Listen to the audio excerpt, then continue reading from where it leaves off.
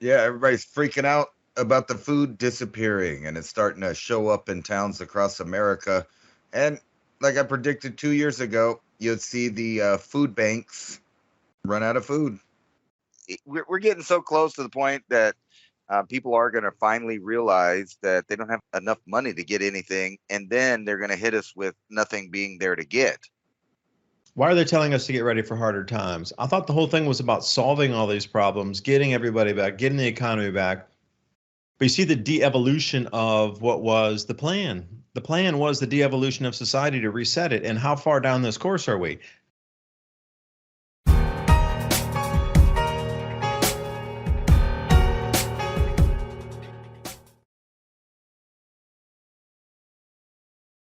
Can you gauge where the world's going? You know, everything seems to be planned. I was working on this video this afternoon where they were talking about they can't get you to eat the insects.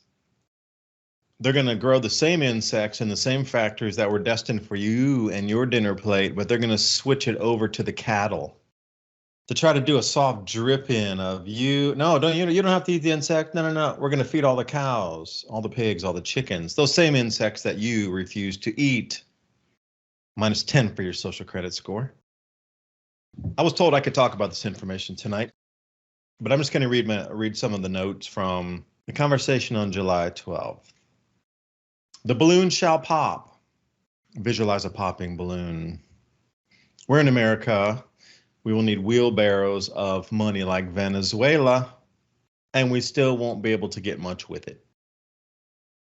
They're going to try to control things, and I'm talking about at the elite levels, the trading levels, the stock market, the trading houses, the clearing houses, or I should say clearing firms, excuse me. Commodity stocks, bonds, ETFs, they're not going to be able to control it.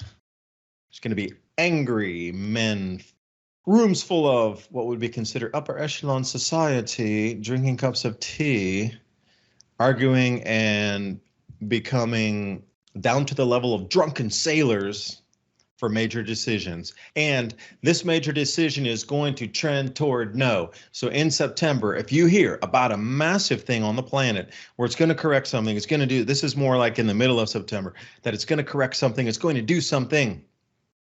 And they're pushing this out, it's going to be across the news. Is there going to be a major decision that will decide the fate of our world? I'm telling you already, they're going to trend toward no. Even though the agenda will try to be pushed, it's going to go toward no, a destructive, far-reaching effect, answer and decision to say no. Full evaporation of the market. It could take 3 to 4 years to come back. The holders, as it would be called, would be probably the most affected. Shall I turn the page? Are you still interested? This is all in September of this year, like 2 months from now. The lights go out, screens go black, nothing going on. Major exchanges across the planet, from commodities to stocks to bonds. Screens are black, there's nothing going on. Nobody in there, it's cold. The dip soon, but a meteoric rise in March of 2023.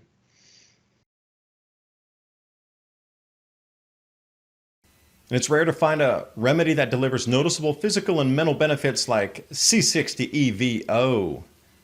The ESS 60 is a breakthrough technology offering benefits to thousands of customers. I feel more energized and I think more clearly when I take this product. I do know how I feel before and after. Working on a farm, focusing your endurance, strength, in addition to delivering more than 172 times the power of vitamin C as an antioxidant. Moving through the body like a magnet, attracting and neutralizing free radicals. Being able to take care of your own body, and especially the things we're going to be eating are probably not going to be as healthy for us. So, thinking about cleansing yourself, getting rid of those free radicals, your diet might change, but you would put this right on the front line. I've mentioned a few things like magnesium, the vitamin C, colloidal silver, C60 for sure. Make sure your C60 products are 100% ESS 60, purchased directly from the lab. at c60evo.com/adapt2030 and use the promo code ADAPT2030 to take an additional 10% off your order. That link's in the description box below. Click and go. And now on with the video. Remember, Friday is September. Fridays could be bank holidays. Could there be problems storing grains? Could there be problems delivering grains? Will the banks fail? Will the clearinghouses fail because they can't deliver? Not sure. It seems that whatever's going to happen will have an all cascading effect that will allow such a collapse that new monetary systems can be put in place. Shapak, welcome to the fall. Happy Thanksgiving and happy whatever end of the year festival. What's coming in September? These are the types of phone calls and information that's out there in the general populace. If I can talk about it, and I was allowed to say, I was very gracious. Thank you for letting me talk about this. I'm allowed to. Never burn your source. That's the first thing. If you ever want to talk to anybody and get it, never burn your source ever, not even once, because once you do it once, you're done. And never burn a source. You tell somebody you're not going to publish something, you tell somebody you will publish, you got it, you must. But it's more important on the other end, where if you tell somebody you're not going to put public information that they've spoken with you in a private conversation, if you do, you have ruined your reputation forever. It never comes back, ever. It never comes back. So never burn your source because you start to get better information. Then you can ask, well, what can I talk about? Truly.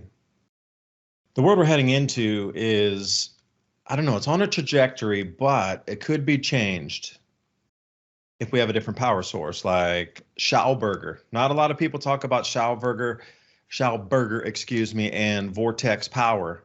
Like microhydro, using a vortex to force it down from, say, 10 feet and compress it into several inches, leaving the nozzle that would then spin at incredibly high velocity. Your turbine.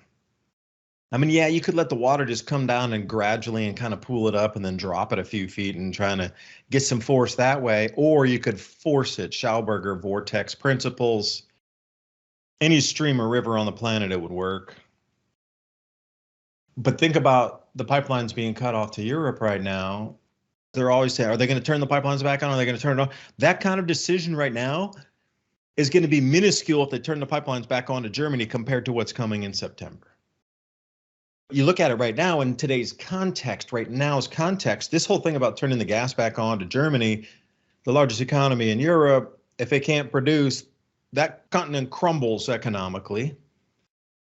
Okay, that's the kind of magnitude we're talking, but still that's very, very small compared to what's coming in September. Well, you need to trade bags of clothes to get food at the food bank. Because see, here's another thing. Food banks, they give you free food right now. I'm super happy that anybody who needs it can go. And then we have that avenue to help others so they can help themselves. Because if they don't have to spend the money on food, they could use it for something else. If you didn't have to buy food, how cheap would your life be now? But here's the thing with the food banks. You know, people go in there, but what if you had to trade clothes out of your closet or trade something from around your property? You had to come with something that could be on traded or on sold in that same kind of city setting or domestic setting. What if there's no, you just rock up and you get free food anymore? What if you actually have to take something with you to trade for the food as we move forward into these food shortages in September and then October and wow, November, and it's going to get cold and then December and people don't have their coats. But you know, Americans, we got how many stuffs in our closet like stacked a million deep? What if you had to actually trade something to get food, even from a food bank? This is the biggest thing. What could be traded that could be on-traded for somebody else in a grid down or an economic distress situation? And I mean, not a few people like it is like strata in society now, but the entire country, because it's finance and fiat currency just got wiped out. So everybody's in the same basket. What would be valuable to trade for food then? And I'm not talking about in a barter, like grid down barter. I'm saying still, social services are running, but you're going to trade something to get that food. That's where they're trending next month. Yeah, everybody's freaking out about the food disappearing, and it's starting to show up in towns across America. And like I predicted 2 years ago, you'd see the food banks run out of food. And now they're blaming inflation. Why are they telling us to get ready for harder times? I thought the whole thing was about solving all these problems, getting everybody back, getting the economy back. But you see the de-evolution of what was the plan. The plan was the de-evolution of society to reset it. And how far down this course are we? Nothing's going to be fixed on this trajectory, this timeline we're on right this second, unless we change it and we take our planet back. That is at the core of it. Because the way it's going, all countries in unison are all collapsing at the same time. Now, that is not statistically possible. But at the same time, we have a whole new currency system being unveiled across the planet. The BRICS, with their central bank digital currencies. But something's going to settle finally. And what happens when the US dollar is not there anymore? Then what? Then this is where we go to the food banks. And then what happens if they don't have food? Ransom, we talked about this. If inflation's hitting now and people are saying, wait, I can barely afford food, I'm going to not give any more to the food banks. I need those extra cans of whatever. How's that going to leave everybody else? At what point does the social system not work anymore? It's happening right now. We got months, literally just a couple of months. That's it. Old buildings, seats of power crashing. Not in an earthquake sense, but the sense of rulership by divine right has collapsed. The mandate from heaven, even in what we consider our own societies for anything banking, power structure, government, that entire mandate has been removed at that point, and we are just talking months from now. That's how weird it's going to get, strange it's going to get. I can't equate how it is with the Chinese when they have the mandate removed. The emperor's removed. Emperor is the one that is supposed to supply food, safety, shelter, and life to the subjects in China. Think about any dynasty, the emperors. What's interesting now, I did a fair bit of research on and in China. The Chinese dynasties collapse about every 400 years. But I will make a fact here. No Chinese dynasty has ever lasted longer than 400 years.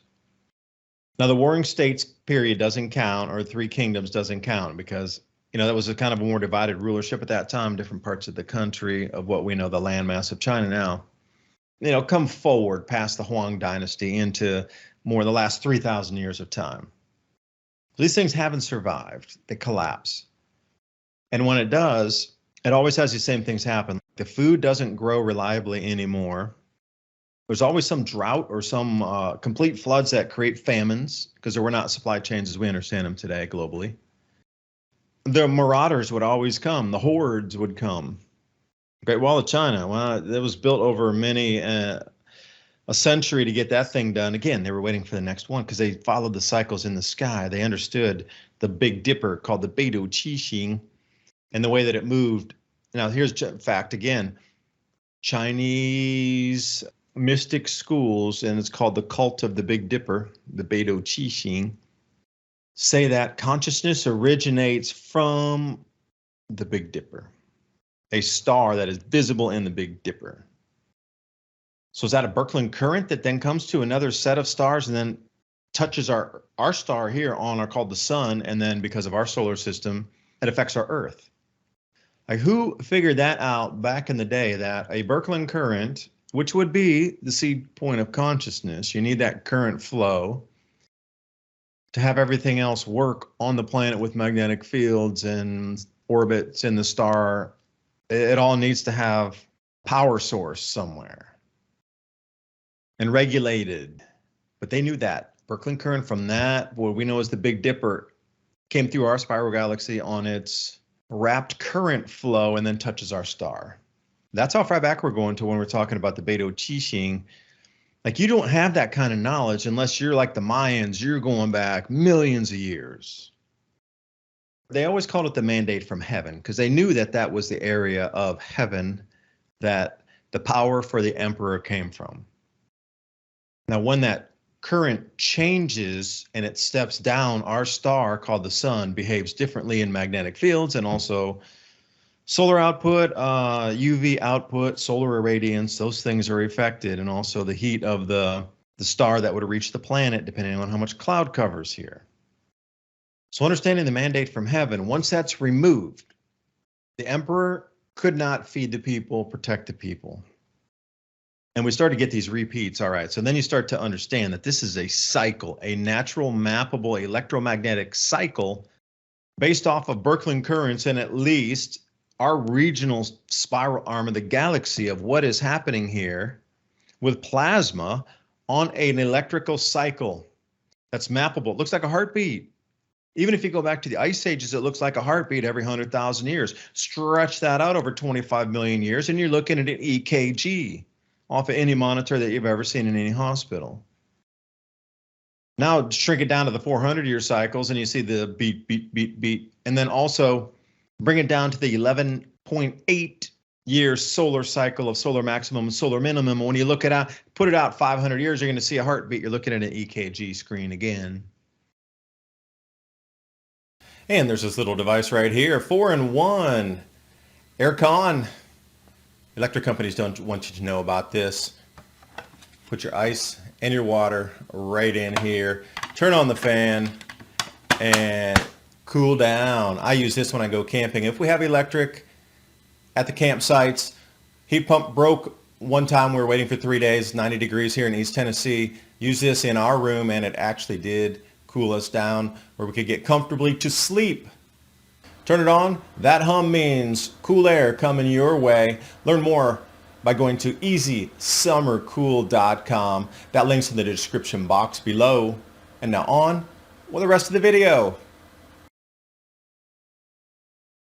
Only electrical can do that and explain solar maximum, solar minimum, not an internally combusting star. It would be constant or close to constant, but not a regular frequency where it stalls and restarts on every 11.8 years.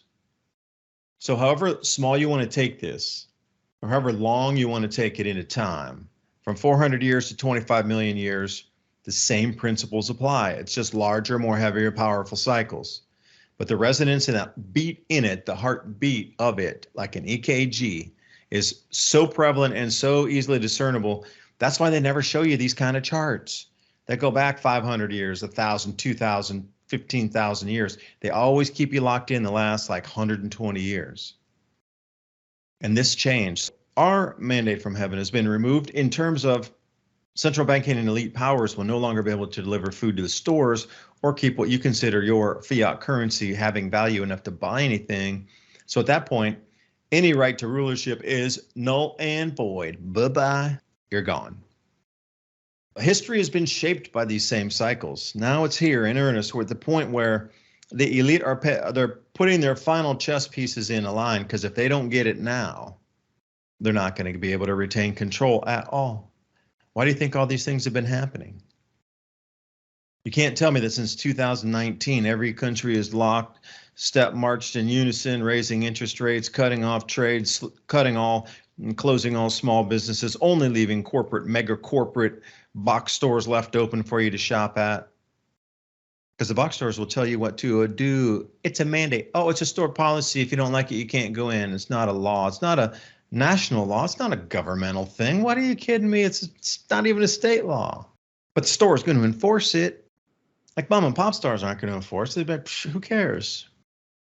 But the Costco and the Sam's and the Walmart, they'll enforce it for whoever's trying to lead the show.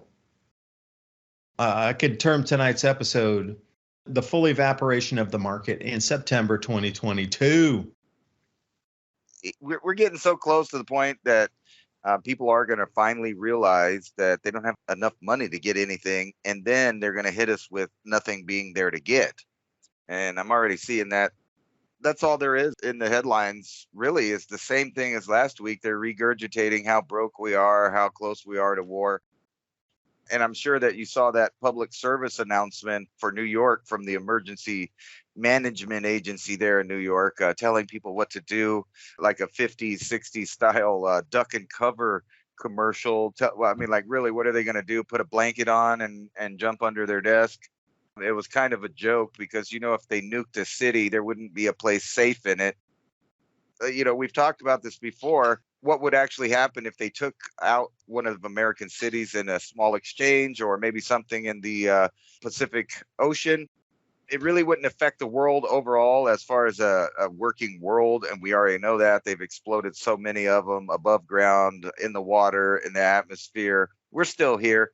So that means it's a really powerful tool of fear and destruction that they can use without actually resetting the earth, so to speak. They're just going to reset the one world order there that they've created. And it's so fast, these stages that they're going through.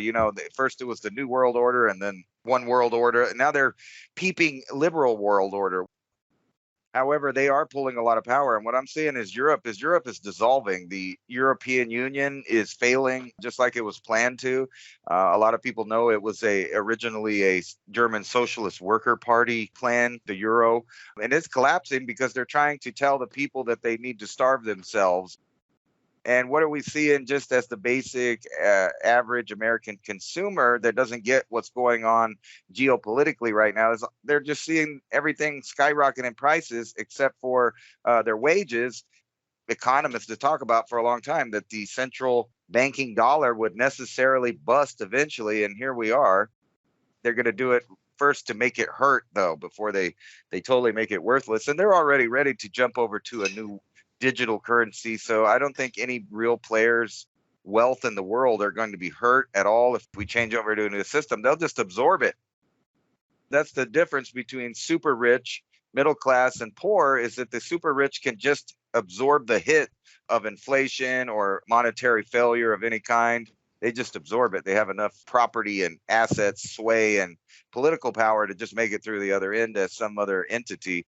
But poor people and middle class will lose everything, because essentially the middle class and very poor will be no different if they can't get groceries. I mean, what's the difference if you're living in a giant house that you don't own versus someone really poor that doesn't own their house? If neither one of you have food, gasoline, electricity, it's starting to look like people are going to have to start making decisions about cutting themselves off from the economy and making their own little small economies. I heard you talking about what you could use for money. And really, if we go back to the way the United States was for a really long time, even when our monetary system was just fine, people were trading mechanical work, tools. Neighbors would always trade food for some meat. They'd give you a bunch of vegetables.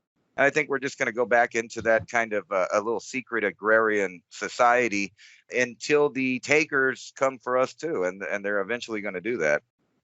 I don't know. There's millions of people that just have their head in the sand and they have no clue what's about to hit them. If you're going to talk about New York City, the Guidestones are directly connected to New York City. Factoid, it's 666 miles exactly from the Georgia Guidestones to New York City. Now, where they're measuring in the city, I don't know. Is it right straight downtown at the Bull's Foot or something in the front of Wall Street? I don't know. But anyway, 666 miles from the Georgia Guidestones to New York City. If we brought in a new era by destroying the Guidestones and all those 10 commandments on the whatever fake Guidestones of how the world is supposed to be, were implemented right now. So there's going to be a massive ramp up in those 10. But since we're coming into quote unquote a new era, a new world, a reset world, the financial capital would need to shift. Now, you can take it kicking and screaming where half the world will stay on that side over there and half the world will stay here. Or you could do a nuclear explosion over New York City, the financial capital of the planet, and destroy it in one fell swoop. Not a large one. Ransom has mentioned this a million times, like how many 2,000 plus nuclear explosions over the world here since all of our lives have been alive. All that accumulated still here, and we're still here. But if you were to put a smaller one to get the effect from the news, just big enough, not too big, just like a Goldilocks of nuclear over a airburst on a city, just the Goldilocks of the airburst sizes. Not too big, not too small, enough all the news cameras can capture it. That would evaporate the entire financial system, and no pun intended here. It would evaporate it as fast as that thing went off in light and glow. And the world would be unanimous in we can't ever go or do business in that place again. There is no more financial capital there. We are going to move it right now to a new place could be anywhere in the BRICS. Where do you think it'll be? You think it'll be in India, China, Brazil, or Russia? Or will each of those nations have their own central bank digital currency, which you'll then need to get their specific CBDC before they integrate it into a single basket that'll be the new reserve currency? But see, switching systems, the guidestones were a very important thing. That was the mark of the end of the era, that the new era has begun. So I would imagine an all-out onslaught of trying to implement those 10 things. But at the same time, that PSA about New York getting hit with a nuke, it's the only possible way it could be done. The financial capital needs to move, but everybody needs to know it. There can be no stragglers left behind on a new financial system or reset or movement of capitals. Like, remember, it was in London and then it came to New York. Well, it's going to move. It's no longer in London. It ain't going back. It's in New York, but it ain't coming back. So where's it going to, Ransom? I don't know. Where do you think the new financial capital will be? I think if they did that, they would probably recenter the financial center for at least the American district, probably in Denver, close to Colorado Springs, because of their the hardcore establishment that's in Colorado Springs, which is Space Command, and they have an Air Force base there. But if you look under the shadows there, you realize that entire city is just ran by military industrial complex companies. So I imagine it would be something like Denver or Nashville where they have something set up. So the idea that the financial system would fall, they kind of foreshadowed that with 9/11, because we had the trade centers there, the two trade centers, the World Trade Centers, plural. And that got knocked down and replaced with something that looks like Cleopatra's Needle called the One World Trade Center, which just happens to shine light in the early morning over to the empty squares where the other two buildings were. And it's a weird blood sacrifice that they made the entire world participate in. And there's a lot more esoteric symbology, excuse me if I could talk, with 9/11. Columbia, it's represented in the past as other female goddesses over time, and there's usually 3 of them. Matter of fact, they planned on that being a 3-piece monument with 3 women, one of them holding a sword and a torch and maybe a book. It's really esoteric stuff. But when you look at it, the new goddess was taking over in the time of Aquarius. See, she's out there in the water. It's the water bearer. But she witnessed the 2 towers fall on the 9th month, which is the amount of time it takes for a woman to have a birth. So they gave birth to the one world order on September 11th, 2001. And you can see how we've gotten here from there. And all of these little steps don't seem like much to the public, but these are big deals in the esoteric circles. And with the elite, they always have a ceremony behind every event. Just take the Trinity site, for example. They did a whole Crowley sigil there, and I talked about this last night. These are crazy people that thought they were going to blow up the entire world, or at least ignite the atmosphere where everyone would die. But they were okay with that because they thought they were going to open a portal to somewhere else to let something in. And I know we talk a lot about that, but Crowley, if you read into his beliefs and stuff, he's a pretty sick individual, but he does say that he did make contact with some other kind of being through weird meditations and stuff like that. And, his sigils that he learned over time from these esoteric places like Blavatsky, and a lot of them were studying the Vril and the Thule Society. And they still use all this stuff, but it's right in front of our face. So the idea that 3:33 in the morning and the witching hour, they blew up the Georgia Guidestones that explicitly kind of flaunt the idea of world reduction and population, and the fact that a Marxist agenda would take over a world government, a world court. It's not that it just started. That's the sign that they're well into it and it's going along as planned. The culling is happening everywhere. And now the world government is trying to tell countries to shut down food production at a time when they're also saying, oh, well, this disease that went around made, shortages happen and distribution lines have problems. And now we got wars in different places. So you might have to get used to not eating. This is going to be the most polite culling ever on the planet. How easy is to push the button to reset a society? Like, if you go back to some of the Sumerian tablets and stories or whatnot, they were sitting off Earth watching the cataclysms happening, just super sad, crying that it was happening to humanity. But others were like, nah, they're nothing more than cockroaches. Get rid of them. We'll start again. We can make a whole new batch once this thing's over, this natural cycle's over. We'll just make a new batch. Who cares? Just let them multiply again, whatever. We'll set up the conditions to perceive reality as freedom and make them start working again for stuff, and they'll keep working for us.